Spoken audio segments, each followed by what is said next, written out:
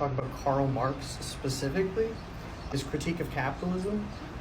After reading over his critique of capitalism, it's clear that his ideas for society, his frustrations with capitalism, comes from the fact that capitalists in and of themselves do not provide anything to society.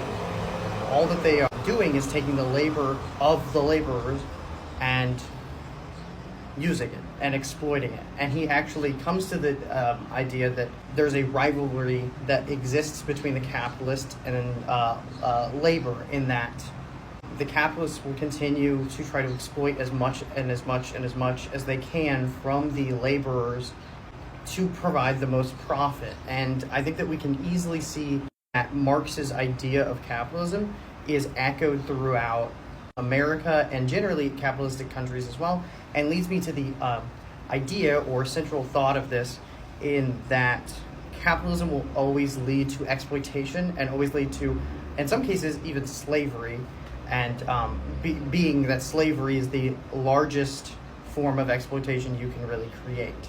So where we can see that, I think there's a study that was done by the EPI, the Economic Policy Institute, that went over the 10 most populous states and found that 2.4 million workers lose about $8 billion a year, which is $3,300 per year for year-round workers.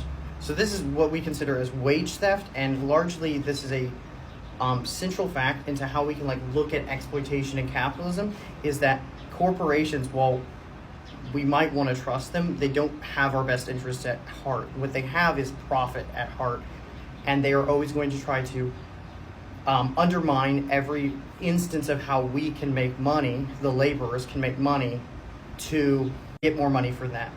And we can see this in minimum wage violations, overtime violations, off-the-clock violations, meal break violations. While the study that went into this found a lot of different instances for how workers are being exploited in these ways. And they theorize that just because they're only looking at 10 states, there's likely to be a lot more money being stolen on a large scale. That being said, other areas as well that go into this, but the study also mentions tipped workers, stuff like that, how that's a violation of minimum wage, just in a different way. Another article that goes into a different area of this is the prison industry in general. Because our prisons are privatized and worth around $74 billion, they have a incentive to use and fill up these prisons as much as they can. The article that goes into this is The Economics of the American Prison System, written by Thierry Goddard, and really hones in on the fact that because the prisons are there to just make a profit, they find that the best ways to make said profit is to strive for absolute minimum requirements that the contracts with the government allow.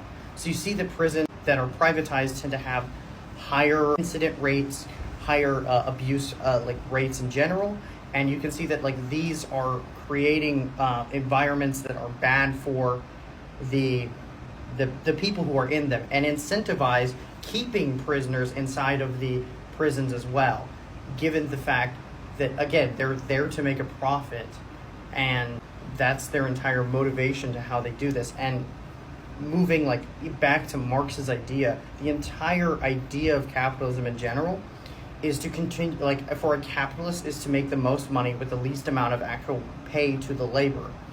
Even if we want to say that capitalism can create good, we have to at least acknowledge the fact that if someone is exploiting someone else, that is by definition part of the capitalist system. It doesn't work in a way that is functional or helpful to its laborers. It works in a way that is trying to exploit as much from the laborers as well.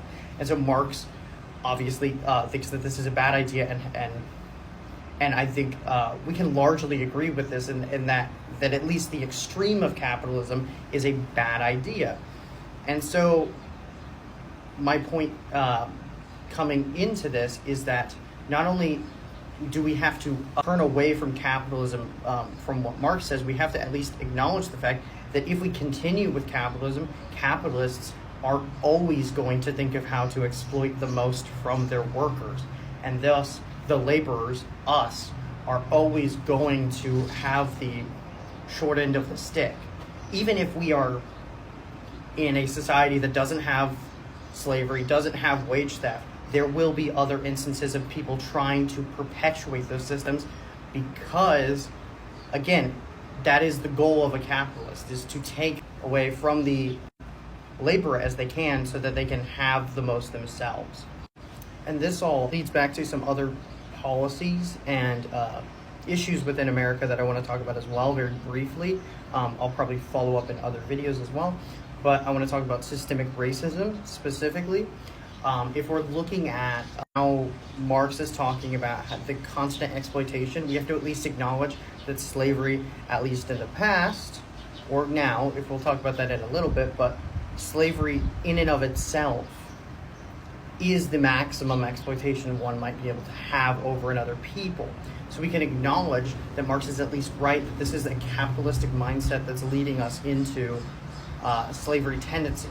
And this is where I want to point out that our 13th Amendment does say slavery still exists in America. So when people say slavery doesn't exist, it's important to point out that it still does, just within our prison systems. And I think that's abhorrent. I think it's it was put in there so that we could continue to exploit people.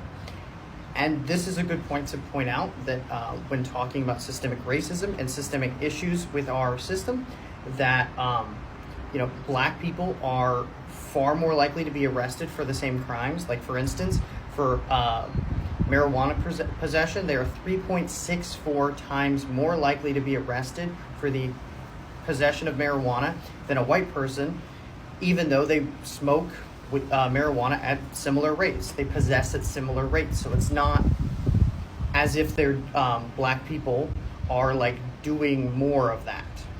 It's just that we are arresting more of that. So police are arresting more black people on average than white people.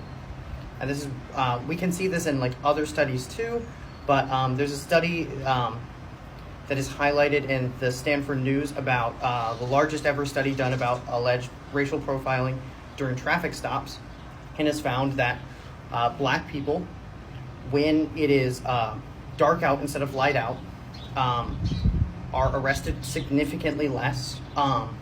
So they're much less likely to be stopped after sunset when police officers cannot see their race in the daylight. This is important to point out because, once again, our prison systems are being filled with African Americans by police because our system is perpetuating systemic inequalities, and not just systemic inequalities, but systemic inequalities in how we are arresting people and why we are arresting people. And it's we have a systemic bias and racism towards black people on a societal level. And I think that this is actually to be expected from Marx's critique of capitalism. It's expected that we would actually, in law, create this kind of system. And this reminds me of a quote by Frederick Douglass in his saying that America's false in its ideals, it's false in its practices to what our nation is.